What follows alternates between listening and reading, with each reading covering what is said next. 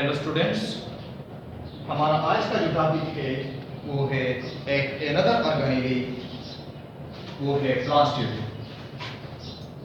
Plastid क्या है, इसकी स्ट्रक्चर, इसकी टाइप्स और इसकी फंक्शन को हम इसी लेक्चर के अंदर इंशाल्लाह कवर करेंगे। Mainly plant cells are readily distinguished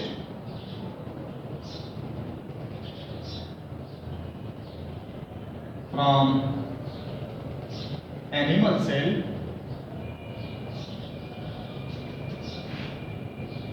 by membrane bounded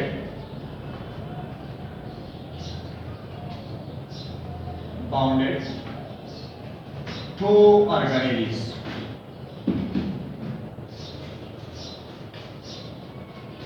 वो टू ऑर्गेनेल्स कौन कौन से हैं? नंबर 1 है वैक्यूल, सेकंड वन है प्लास्टिड। प्लांट सेल जो है इसको हम डिफरेंशिएट करते हैं एनिमल सेल से, हम नहीं बल्कि लिटरेचर जो है प्लांट सेल को एनिमल सेल से डिफरेंशिएट करते हैं on the basis of two membrane bounded organelles. वो टू मेम्ब्रेन बाउंडेड ऑर्गेनेल्स है वैक्यूल एंड प्लास्टिड। अगर आपसे कोई पूछे कि ये प्लास्टिड और वैक्यूल एनिमल सेल में क्यों नहीं है, why it is not found in animal cell, तो आपका आंसर ये होगा कि चूंकि प्लांट जो है, प्लांट ये है इमोटाइल और एनिमल्स जो है वो है मोटाइल, मींस ये हरकत नहीं कर सकते। तो इसी इमोटिलिटी के साथ अपने आप को अडॉप्ट करने के लिए प्लांट सेल में ये दो मेम्ब्रेन बाउंडेड ऑर्गेनेल्स जो है इसकी डेवलपमेंट हो गई है विद क्लाइमेटिक कंडीशंस। तो प्लास्टिड को हम इसी तरह डिफाइन करते हैं, it is a double membrane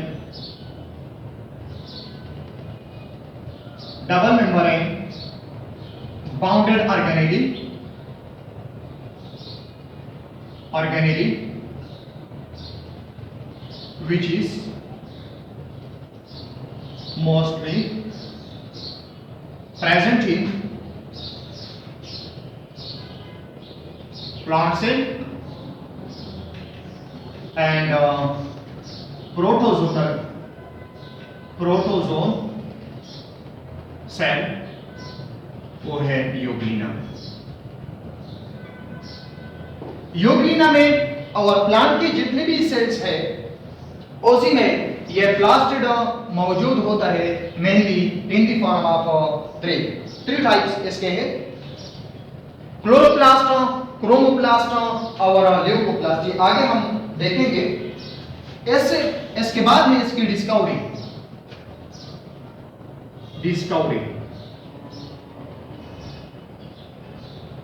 plastid को सबसे पहले डिस्क्राइब किया था, described bye नीहेमैन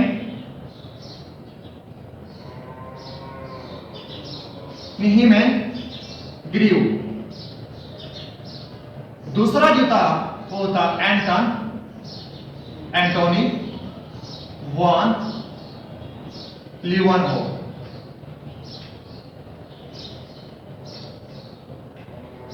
in 17th century। 17th century में दो साइंटिस्ट थे, एंटन वान लीवनहोफ और दूसरा जो था वो था नीहेमैन ग्रीव। एंटन वान लीवनहोफ जो है इसी के साथ तो कोई डिग्री नहीं थी, ये अनग्रेजुएटेड थे, लेकिन ये टेक्निकल था। ऐसी एंटन वान लीवनहोफ ने एक माइक्रोस्कोप की डिस्कवरी भी की थी। तो उसी माइक्रोस्कोप पे वो जो जितने भी एनिमल्स हैं, एनिमलक्यूल्स, उन्होंने वाटर के अंदर देखे थे। तो जितने भी सेल्स थे वो इसी सेल्स की स्टडी कर रहा था। तो उसी सेल्स के अंदर बाज़ ग्रेन्यूल्स नजर आ गए उसी को। तो बाद में दो और साइंटिस्ट आ गए, AWF शिम्पर, और दूसरा जो था वो था मायर, मायर इन 1883 और एसी ने 1885 में प्लास्टिड का नाम दिया गया। प्लास्टिड मीन्स, प्लास्ट मीन असल में बॉडी और लिविंग को भी कहते हैं। प्लास्ट मीन लिविंग और बॉडी। तो इसी दो साइंटिस्ट ने, शिम्पर और मायर ने, इन 1885 में प्लास्टिड को प्लास्ट का नाम दिया गया। ओसी ग्रेन्यूल्स को, ओसी ऑर्गेनेल को जो एंटन वान लीवन होगा और नेहीमैन ग्रियोनिक जो देखे थे, इसी ने वो नाम नहीं दिया कि ये प्लास्टिड है बेसिकली। तो ये दो साइंटिस्ट थे, एक और भी था इसी के साथ, इसी ने इसको प्लास्टिड का नाम दिया। Plast mean basically body part of living. अगर हम इसकी साइज की बात करें, साइज, इसकी साइज जो है vary from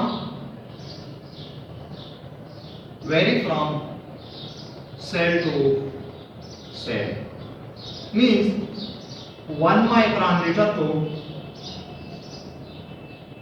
6 micron metre in diameter. ये इसकी है डायमीटर। अगर शेप की बात कर ले, शेप ये भी वेरी करता है from cell to cell, vary from cell to cell. ये स्लाइटली स्फेरिकल भी हो सकता है, स्लाइटली स्फेरिकल। ये ओवल शेप भी हो सकता है, ओवल शेप, और ये सिलेंड्रिकल भी हो सकता है, cylindrical, and so on, from cell to cell, from plant to plant, from organism to organism. तो ये इसकी शेप जो है ये वेरी करता है। अगर हम इसकी टाइप्स को देखें, mainly plastid are divided into 3 types of plastid। तो इसमें फर्स्ट वन है chloroplast.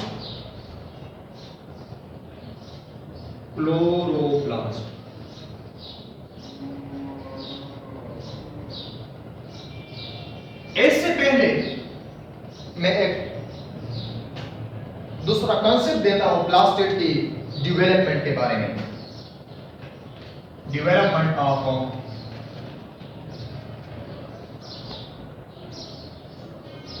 Plastid.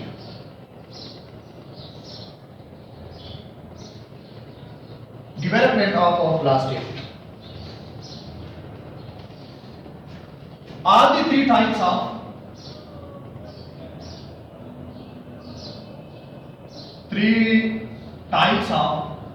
plastid developed from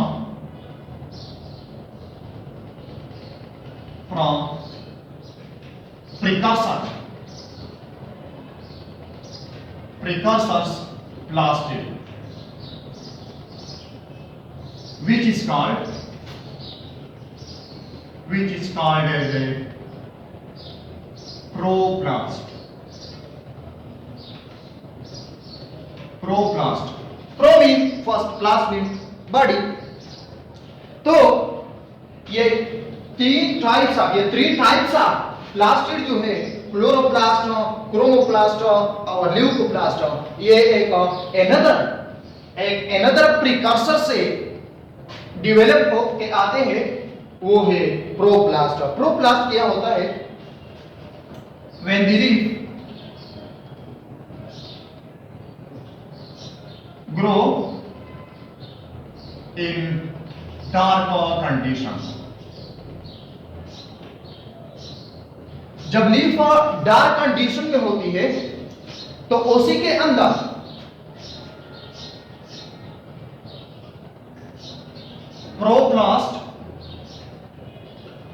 प्रोप्लास्ट के अंदर contain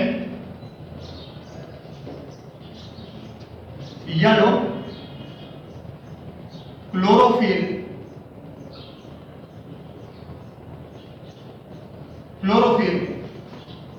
precursor.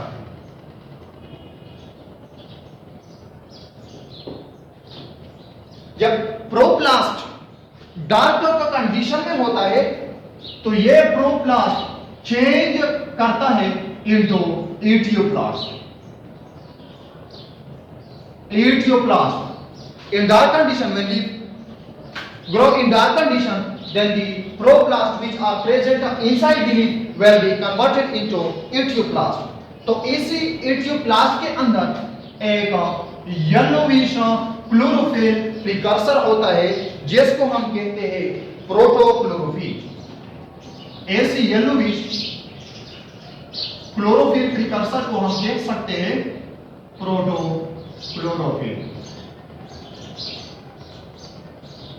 Protochlorophyll, where this leaf is exposed to light, then protochlorophyll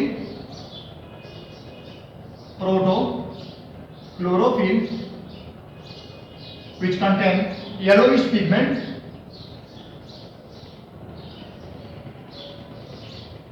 will absorb light। तो ये पे लाइट एब्जॉर्ब करता है। जब इस पे लाइट पड़ती है तो इसी प्रोटोक्लोरोफिल की एक्टिवेशन होती है इनटू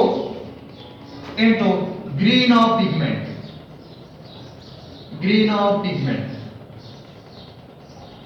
तो ऐसे ग्रीन पिगमेंट की बिना पर हम इसको नाम देते हैं क्लोरोफिल।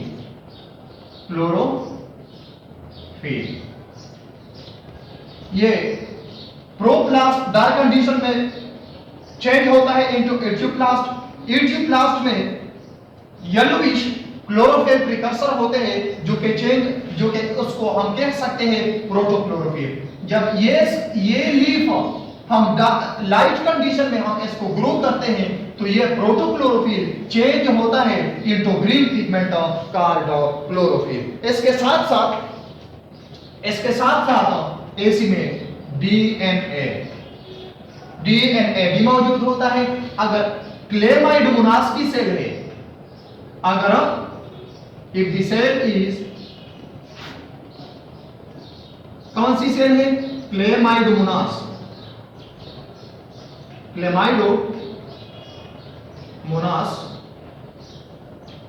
तो उसमें 80 डीएनए पर सेल होंगे।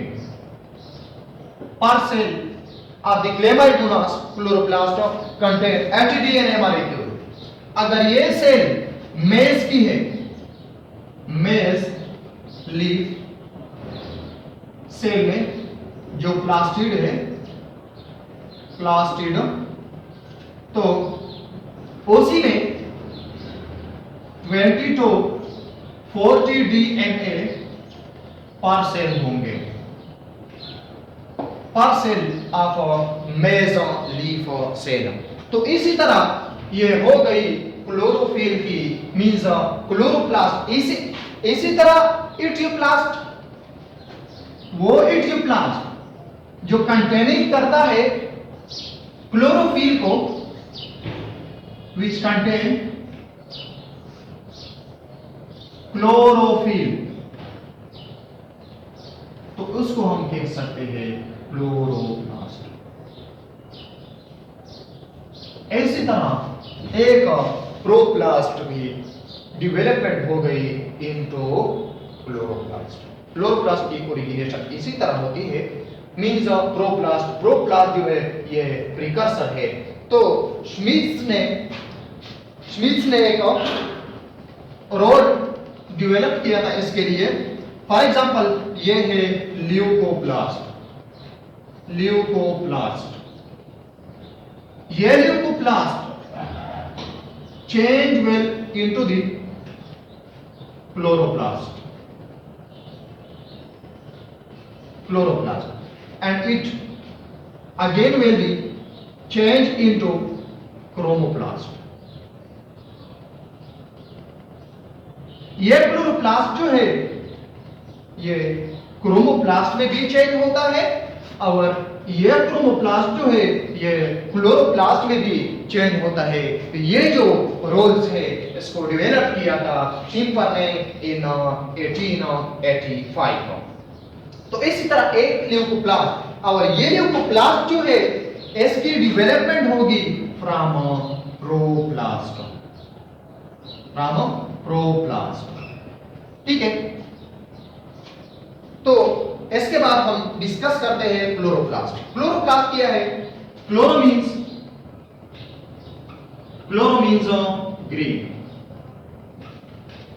green, plast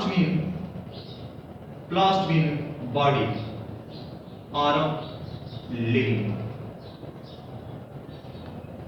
ये क्या है?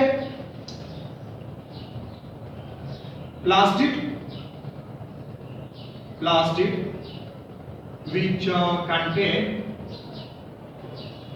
which contain green pigment in the form of chlorophyll। अगर इसी तरह प्लास्टिक है, अगर ऐसा प्लास्टिक है जिसमें पिगमेंट होता है ग्रीन, तो इसी को हम नाम दे सकते हैं क्लोरोप्लास्ट। इसको हम इसी तरह भी डिफाइन करते हैं, chlorophyll containing plastid is called chloroplast। नाम से भी जाहिर है, chloro means green and प्लास्ट mean body, living body, organic. तो अगर हम इसकी साइज को देखें, साइज तो ये है 6 माइक्रोमीटर इन डायमीटर। और अगर हम इसकी शेप को देखें तो है ओवल शेप इन जनरल। ये क्लासिफिकेशन प्लास्टिड की ये किस बुनियाद पे की गई थी? On the basis of their structure and function. आगे हम डिस्कस करेंगे कि इसकी स्ट्रक्चर किस तरह है और इसकी फंक्शन क्या है, हर एक की क्लोरोप्लास्ट की, हर एक प्लास्टिड की। तो यहां पर हम स्ट्रक्चर देखते हैं, structure of chloroplast. Structure of chloroplast.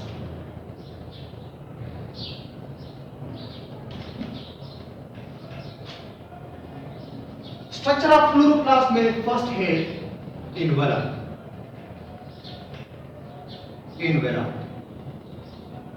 ये है एक, यहाँ पर हम स्ट्रक्चर ड्रा करते हैं।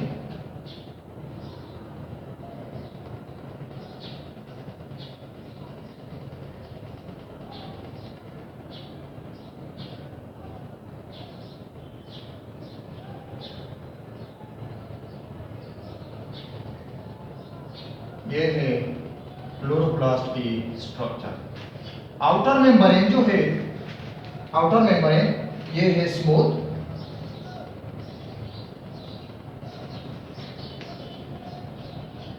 ये है एक chloroplast. Envelope it is mostly composed of two membrane। One है outer membrane and second one है इनर मेम्ब्रेन। आउटर मेम्ब्रेन जो है ये है स्मूथ, ये स्मूथ मेम्ब्रेन है, और इनर मेम्ब्रेन जो है ये है laminar structure inside to the chloroplast। outer membrane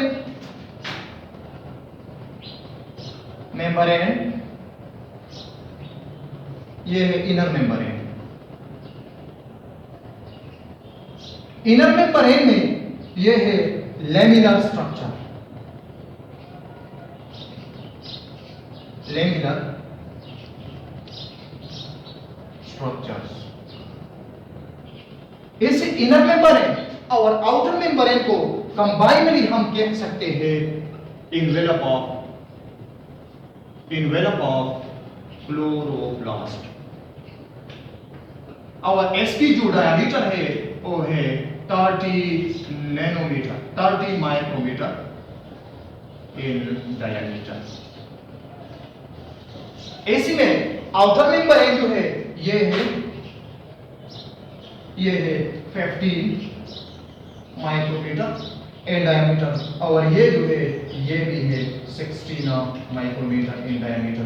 तो इसकी हम एवरेज लेते हैं, एवरेज है 30 माइक्रोन मीटर इन डायमीटर। दूसरा जो है वो है स्ट्रोमा। इसको हम क्लोरोप्लास्ट मैट्रिक्स भी कहते हैं। क्लोरोप्लास्ट मैट्रिक्स स्ट्रोमा किया है। अगर हम इसकी बात कर ले तो most of the volume of chloroplast जो है ये ऑक्युपाई करता है stroma. It occupy most of the volume occupy stroma। है क्या चीज? It is a fluid gel like substance which encircles the grana are single delecoids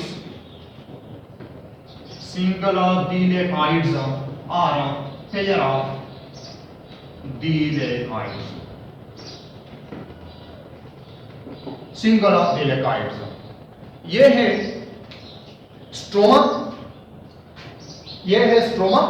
stroma of chloroplast. Stroma of the chloroplast, इसको हम chloroplast matrix भी कहते हैं। Matrix इसको क्यों कहते हैं? मैट्रिक्स क्लोरोप्लास्ट मैट्रिक्स क्योंकि इसमें बहुत सारे एंजाइम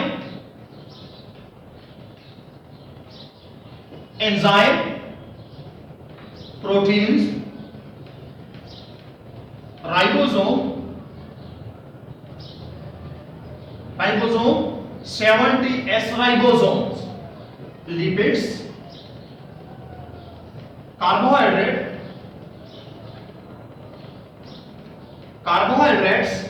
and replication machinery।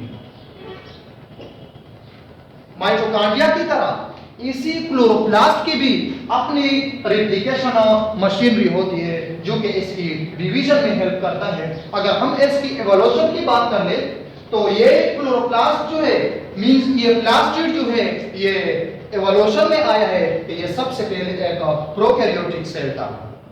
इसी तरह क्योंकि प्रोकैरियोट्स में 70 एस राइबोसोम होते हैं और इसी तरह माइटोकॉन्ड्रिया और क्लोरोप्लास्ट में मींस प्लास्टिड में भी उसके अपने ही राइबोसोम्स होते हैं 70 एस राइबोसोम। इसी तरह एंजाइम्स भी उसी तरह के बैक्टीरिया वाले और रिप्लिकेशन मशीन भी मींस अगर सेल की डिवीजन होगी तो यह क्लोरोप्लास्ट जो है अपने आप को डिवाइड कर सकता है।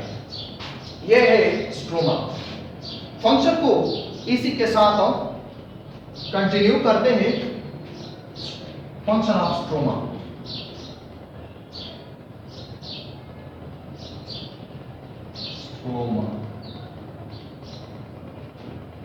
चैप्टर नंबर 4 में बायोएनर्जेटिक में स्ट्रोमा की जो फंक्शन है वो हम डिटेल में एक्सप्लेन करेंगे। तो एक फंक्शन जो है वो है डार्क रिएक्शन। डार्क रिएक्शन क्या है? डार्क रिएक्शन में कार्बन डाइऑक्साइड कंबाइन होता है एक ऑर्गेनिक सबस्ट्रेट के साथ, एक ऑर्गेनिक मॉलिक्यूल के साथ राइबोलोज biphosphate into A series of chemical reactions. इसके बहुत सारे केमिकल रिएक्शन होते हैं और आखिरकार उसको कन्वर्ट किया जाता है इनटू ग्लूकोज मॉलिक्यूल। यह है डार्क रिएक्शन। इसके लिए एक एंजाइम दरकार होती है, राइबोलोज biphosphate carboxylase. Ribulose biphosphate which is most abundant type of enzyme present in nature। तो ये है डार्क रिएक्शन। ये डार्क रिएक्शन जो है ये इसी स्ट्रोमा के अंदर होता है। दूसरा फंक्शन जो है थ्रो इनवेलप।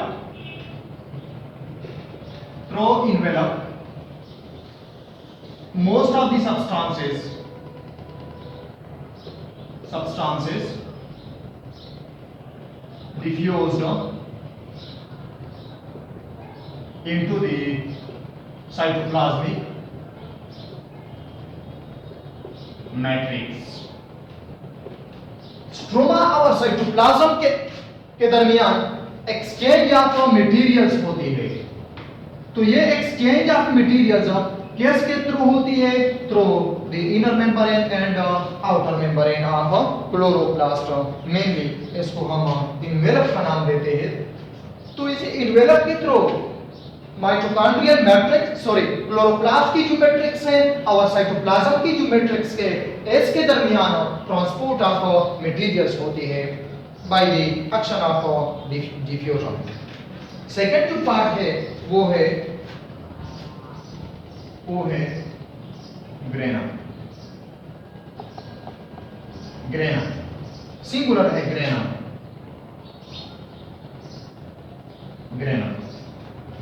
ग्रेना क्या है? It is a stalk of dolichoids, latent cells inside the stromal matrix।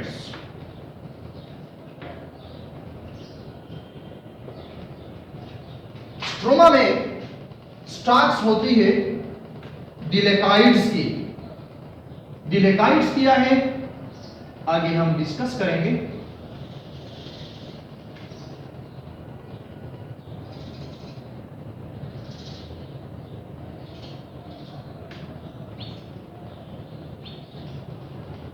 इसी तरह का स्ट्रक्चर होता है जो कि ये ग्रेना वेरी करता है from cell to cell. 100 to 80 to 100 granum मौजूद होते हैं per chloroplast. There are 80 to 100 granum. ठीक है, ये है grana. Each plates are each sacs in the pillar of grana is called delecoids.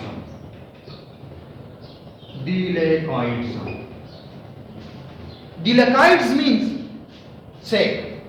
Delecoids means sex or sex like थैले जैसा।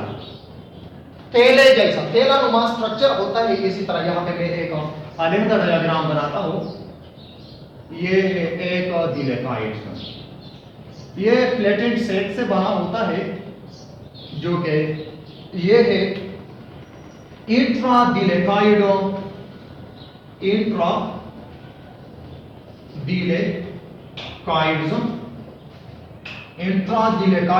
space means the space which is present inside the delecoids। और ये है delecoids membrane। इंट्राडिलेकॉइड space और इंट्राडिलेकॉइड space को overlap किया जाता है by another membrane which is called thylakoid membrane। इस डिलेकॉइड के अंदर फोटोसिंथेटिक पिगमेंट होता है। ये है photosynthetic pigment. Photosynthetic pigment in the form of chlorophyll. ये है क्लोरोफिल, जो कि एक्चुअल फोटोसिंथेटिक पिगमेंट है इसी ग्रेना के अंदर, मींस इसी डिलेकॉइड्स के अंदर। More than 50 डिलेकॉइड्स sacs are combined together in the form of peels of coins। peels of coins।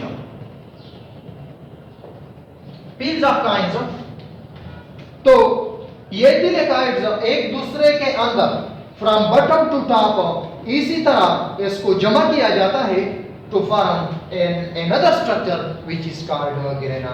One grana are interconnected with each other by thylakoids space. इसको thylakoids sex भी कहते हैं और इंटरग्रेना भी कहते हैं। इंटरग्रेना बात साइंटिस्ट कहते हैं कि ये ग्रेना के अंदर जो डिलेकॉइड्स है इसकी एनलार्जमेंट हो गए दूसरे ग्रेना के अंदर इसको इनोकुलेट किया जाता है to form a bridge, to form a connection between these two support into the grana। These delecoids do not contain any type of chlorophyll to perform the process of photosynthesis। अब chlorophyll लिखिए। What is chlorophyll? Chlorophyll it is organic green photosynthetic pigment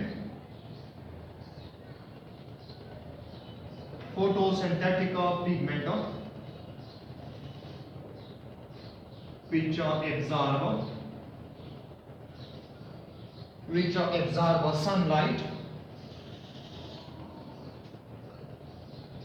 sunlight to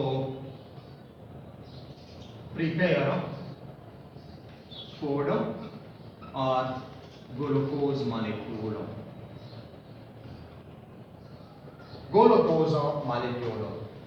ये एक organic compound होता है, एक organic molecule होता है। इसको हम फोटोसिंथेटिक पिगमेंट का नाम भी देते हैं। Which absorb which trap sun light, जो कि इसी लाइट एनर्जी को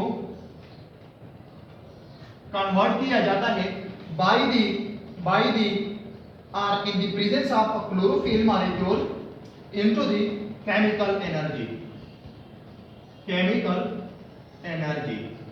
यहाँ पर लाइट एनर्जी, लाइट रेस होती है, लाइट वेव्स होती है, जो कि क्लोरोफिल के अंदर इसको कन्वर्ट किया जाता है इनटू ग्लूकोज मॉलिक्यूल। तो ये ग्लूकोज जो है ये एक एनर्जी रिच कंपाउंड है जिससे एनर्जी को निकाला जाता है in the form of ATP by an another process which is called respiration. इसके बाद है क्लोरोफिल की बात तो हो गई। Function of chlorophyll, sorry, function of grana.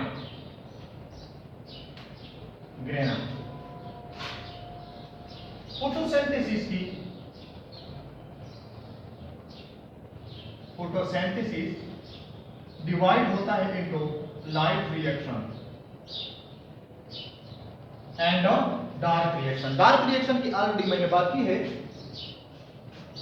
Chloroplast का जो स्ट्रोमा है, तो यहां पर फोटोसिंथेसिस की जो लाइट और रिएक्शन है it takes place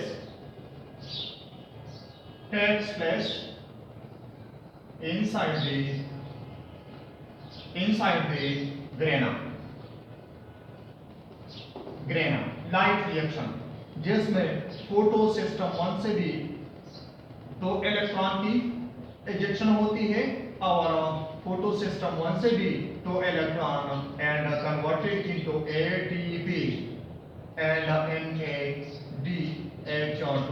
AC and NADH2 से भी एटीपी मॉलिक्यूल, 3 एटीपी मॉलिक्यूल, और यहां पर भी एक एटीपी मॉलिक्यूल की जनरेशन होती है और यहां पर भी फोटोलिसिस होती है into H plus O2 plus 2 electron, और ये इलेक्ट्रॉन यहां पर जाके S की कैपेसिटी को फिल किया जाता है। तो ये ओवरऑल है लाइट रिएक्शन। इसको हम चैप्टर नंबर 4 में इंशाल्लाह डिटेल से डिस्कस करेंगे।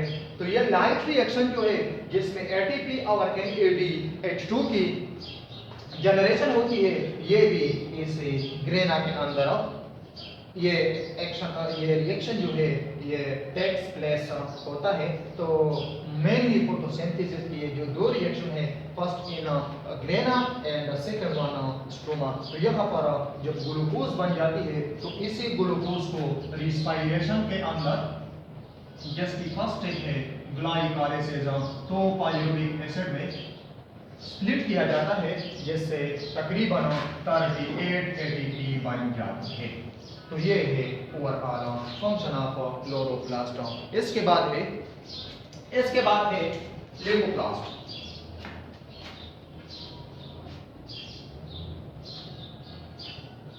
Leucoplast. Sorry, chromoplast. Second one है क्रोमोप्लास्ट।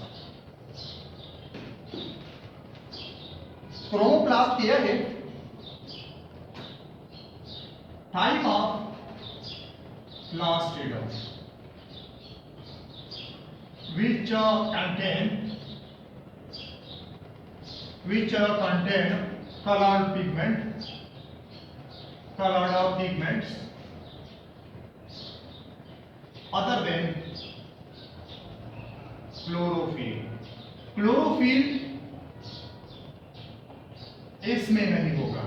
अगर क्लोरोफिल है तो फिर तो क्लोरोप्लास्ट बन जाता है। तो यहाँ पर ग्रीन पिगमेंट के अलावा जितने भी पिगमेंट्स आते हैं तो उस टाइप ऑफ प्लास्टिड को हम कह सकते हैं क्रोमोप्लास्ट, क्योंकि इसकी अगर हम मीनिंग को देखें, chromo means colour, प्लास्ट mean body और लिविंग। क्रोमो का जो लफ्ज है इसमें मेजर जो आते हैं वो है रेड, येलो एंड ब्लू। ये 3 कलर्स जो है इसी प्लास्टिड के अंदर ये है डोमिनेंट पिगमेंट्स। यहाँ पर कैरोटीनॉइड्स भी आते हैं, कैरोटीनॉइड्स। किस तरह? अगर हम टोमेटो की बात कर ले, टोमेटो, तो इसकी जो फ्रूट्स है उसमें रेड कलर होता है। टोमेटो रेड होते हैं ना, red colour. First of all tomato green होते हैं, मीन्स ये फोटोसिंथेसिस करता है, मींस उसमें क्लोरोफिल है डोमिनेंट पिगमेंट। तो टाइम के साथ साथ मींस केमिकल कोऑर्डिनेशन के थ्रू प्लांट्स में 5 टाइप्स ऑफ केमिकल्स है जो कि एक प्लांट्स को from seedling to fruit condition इसमें मुख्तलिफ टाइप्स ऑफ चेंजेस लाते हैं। तो ये टोमेटो जो है अनदर पिगमेंट्स कैरोटीनॉइड्स के थ्रू टोमेटो को एक कलर दिया जाता है, वो कैरोटीनॉइड्स है, वो केमिकल सब्सटेंस है, वो है ल्यूकोपीन। सेकेंड वन, अगर हम ब्लो ग्रीन एल्गी की बात कर ले, ब्लो ग्रीन एल्गी मीन्स सायानोबैक्टीरिया, वो प्रोकैरियोट है, तो उसकी जो कलर है वो है ड्यू टू फाइकोसायानिन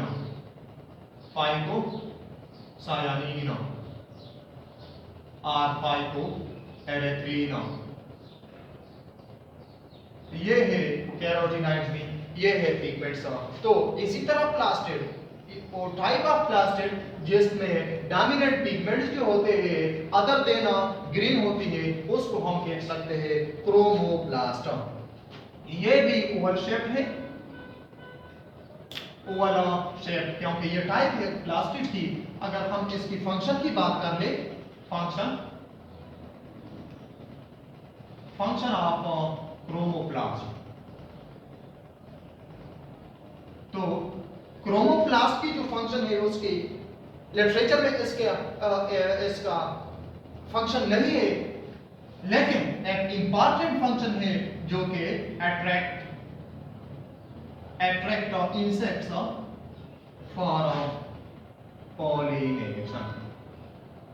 तो type of pollination which is mainly takes place with the help of insects is called entomophagy. दूसरा जो फंक्शन है वो है attract animals for the dispersal of seeds. तो dispersal of seeds और pollination with the help of animal, इसको हम कहते हैं एनिमोचेरी। दूसरा जो टाइप्स है वो है ल्यूकोप्लास्ट। ये भी एक टाइप है प्लास्टिड की, leucoplast. Leucose mean colourless, white. Leucose mean colorless or white and plast mean body. ये भी एक टाइप है प्लास्टिड की which is mainly colorless. Means इसमें किसी तरह की ग्रीन या different types of red yellow colours नहीं होते, तो ये मोस्टली होते हैं टू स्टोर फूड। अगर ये स्टार्च को स्टोर करता है तो इसको हम कहते हैं एमाइलोब्लास्ट। अगर ये प्रोटीन को स्टोर करता है तो प्रोटीनोप्लास्ट। अगर ये ऑयल को स्टोर करता है इलेयोप्लास्ट। और ये अकरिंग करता है means occurrence in germ cells and